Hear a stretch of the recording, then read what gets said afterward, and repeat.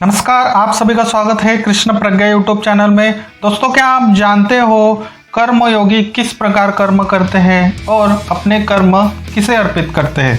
ये अगर आपको जानना है तो आपको भगवद गीता का जो 5वां अध्याय है उसमें से 10 नंबर का श्लोक जानना बहुत ही जरूरी है। तो चलिए देखते हैं क्या है वो श्लोक। हमारा श्लोक है ये, ब्रह्मणाध्याय कर्माणि संगम तत्वा करोति यः लिप्यन्तेन स पापेन पद्मपत्र मिवाम्भसा। ब्रह्मणाध्याय कर्माणि संगम तत्वा करोति यः लिप्यन्तेन स पापेन पद्मपत्र मिवाम्भसा। अब हम श्लोक का संधि विच्छेद और उसका हिंदी अर्थ देखते हैं। श्लोक की पहली लाइन है, ब्रह्मणाध्याय कर्माणि संगम तत्वा करोति यः। संधि विच्छेद करते हैं। ब्रह्मणाध्याय का संधि विच्छेद होगा ब्रह्माणि धन अध्याय कर्माणि संगम तत्वा करोति यः। संधि विच्छेद जैसे है वैसे ही आएगा। अब हम हिंदी अर्थ देखते हैं। ब्रह्मणि अध्याय का हिंदी अर्थ होता है परमात्मा में समर्पित करके। कर्माणि का अर्थ होता है समस्त कार्य। संगम अर्थात आसक्ति का।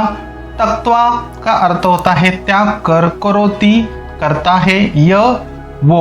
श्लोक की दूसरी लाइन देखते हैं, लिप्यन्तेन स पापेन पद्मपत्र मिवाम्भसा। अब हम संधि विच्छेद करते हैं। लिप्यन्तेन स पापेन जैसे है वैसे ही आएगा। पद्मपत्र मिवाम्भसा। संधि विच्छेद कैसे होगा? पदम धन पत्रम धन इव धन अम्भासा। हिंदी अर्थ करते हैं। लिप्यन्ते का अर्थ होता है लिप्त होता, न नहीं, स अर्थात व, पापेन पाप से, पदम पत्र इव अम्भासा का हिंदी अर्थ होता है कमल के पत्ते की तरह जल से। तो आज हमने भगवद गीता का 5वें अध्याय का श्लोक संख्या 10 देखा और साथ ही साथ क्या देखा? संधि विच्छेद देखा और शब्दशः हिंदी अर्थ देखा। किसी भी संस्कृत श्लोक को यथार्थ सीखने के लिए संधि विच्छेद और हिंदी अर्थ आना बहुत ही जरूरी है। चलिए देखते हैं संस्कृत श्लोक कैसे पढ़े और श्लोक का हिंदी अर्थ क्या है। हम यहाँ पे 2 बार श्लोक बोलेंगे, आप भी पीछे से बोलिए। ब्रह्मणाध्याय कर्माणि संगम तत्वा करोति यः लिप्यन्तेन स पापेन पद्मपत्र मिवाम्भसा। ब्रह्मणाध्याय कर्माणि संगम तत्वा करोति यः लिप्यन्तेन स पापेन पद्मपत्र मिवाम्भसा। चलिए देखते हैं भगवान श्री कृष्ण अर्जुन को क्या बोलते हैं कि हे अर्जुन, ब्रह्मणाध्याय कर्माणि संगम तत्वा करोति यः अर्थात परमात्मा को समर्पित करके समस्त कार्य आसक्ति का त्याग कर कर्म करता है। कौन? कर्मयोगी। ठीक है। दूसरी लाइन में क्या बोलते हैं? लिप्यन्तेन स पापेन पद्मपत्र मिवाम्भसा अर्थात लिप्त नहीं होता वह पाप से। जो कर्मयोग अपनाता है वो पाप से लिप्त नहीं होता, क्योंकि वो परमात्मा में अपने सारे कर्म क्या करता है? समर्पित करता है आसक्ति का त्याग करके। ठीक है, यही है अर्थ इस श्लोक का। चलिए देखते हैं श्लोक कैसे याद रखें विद विजुअलाइजेशन। किसी भी श्लोक को सीखने के लिए हम विजुअलाइजेशन करते हैं। 5 ज्ञानेंद्रियों को यूज करना बहुत ही जरूरी है। कृपया करके आंखें बंद कीजिए। कुरुक्षेत्र की युद्ध भूमि पर है आप। कर्मयोगी किस प्रकार कार्य करते हैं? कर्मयोगी पाप में लिप्त क्यों नहीं होता? ये हमारा प्रश्न था।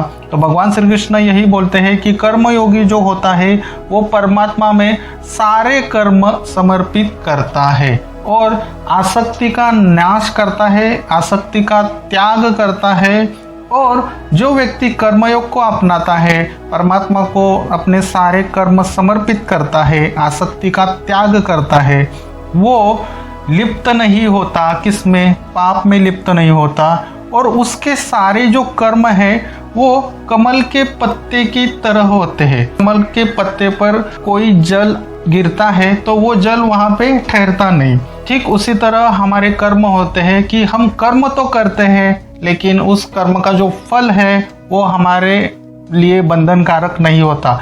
जैसे कमल के पत्ते पर कोई पानी की बूंद तुरंत हट जाती है, वैसे ही कोई भी कर्मयोग के मार्ग पर चलने वाला व्यक्ति कर्मयोग के फल के बंधन में नहीं बनता। ठीक है, आशा करता हूँ आपने अच्छे से विजुअलाइजेशन किया होगा। श्लोक बोलता हूँ, कनेक्ट करने की कोशिश जरूर करना। ब्रह्मणाध्याय कर्माणि संगम तत्वा करोति यः लिप्यन्तेन स पापेन पद्मपत्र मिवाम्भसा। एक बार फिर से श्लोक बोलता हूँ, ब्रह्मणाध्याय कर्माणि संगम तत्वा करोति यः लिप्यन्तेन स पापेन पद्मपत्र मिवाम्भसा। अब आप लोग आके खोल सकते हो। जो भी आपने विजुअलाइजेशन किया है वीडियो को पॉज कीजिए 2 मिनट और उसको पुनः स्मरण कीजिए कि क्या सीखा। कर्मयोगी परमात्मा में अपने समस्त कार्य समर्पित करता है और आसक्ति का त्याग करता है। अगर ऐसा कोई व्यक्ति करता है तो वो व्यक्ति पाप में लिप्त नहीं होता। ठीक उसी तरह जैसे कमल के पत्ते पर जल स्थिर नहीं हो सकता। 2 मिनट वीडियो के पॉज के बाद क्या है इस श्लोक के प्रश्न, इस श्लोक से आपने क्या सीखा, कमेंट बॉक्स में कमेंट्स जरूर करना। और इसी तरह दोस्तों 60वें श्लोक सीखना है तो कृष्ण प्रज्ञा यूट्यूब चैनल को सब्सक्राइब जरूर करना और इस श्लोक पर विचार करते हुए इस श्लोक को शेयर जरूर करना और लाइक जरूर करना। फिर मिलते हैं अगले श्लोक में, तब तक के लिए हरे कृष्णा।